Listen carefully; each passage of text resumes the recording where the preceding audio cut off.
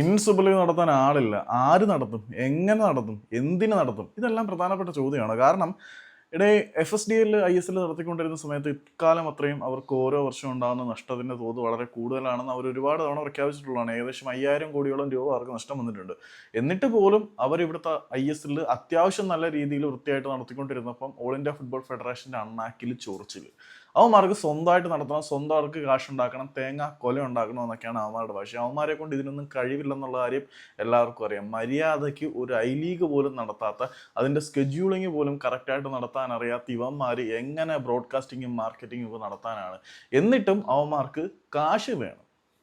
പണിയെടുക്കാൻ മനസ്സില്ലാതെ ലാഭം മാത്രം വാങ്ങാൻ വരുന്ന പരനാറികളുടെ ആറ്റിറ്റ്യൂഡാണ് all India football federation കാണിച്ചുകൊണ്ടിരിക്കുന്നത്.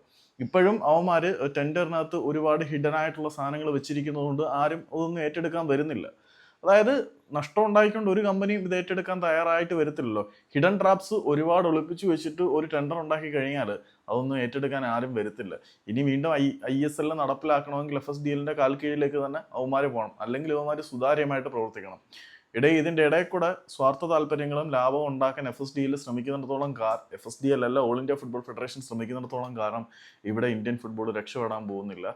I S എല്ലിന്റെ കാര്യം തീർത്തും അനിശ്ചിതാവസ്ഥയിൽ തന്നെയാണ്. എഫ് എസ് ഡി എൽ തന്നെ മുന്നോട്ട് വന്നില്ല എങ്കിൽ ഈ ഒരു ലീഗ് നടപ്പിലാവാൻ പോകുന്നില്ല. ലീഗ് അവസാനിക്കാൻ പോവുകയാണ്. ഫിഫയുടെ വിലക്ക് ഇന്ത്യക്ക് പിന്നാലെ തേടി വരാനുള്ള ചാൻസ് ഉണ്ട്. മൊത്തത്തിൽ നമ്മൾ പെട്ടിരിക്കുക എന്നുള്ളതാണ് സത്യം.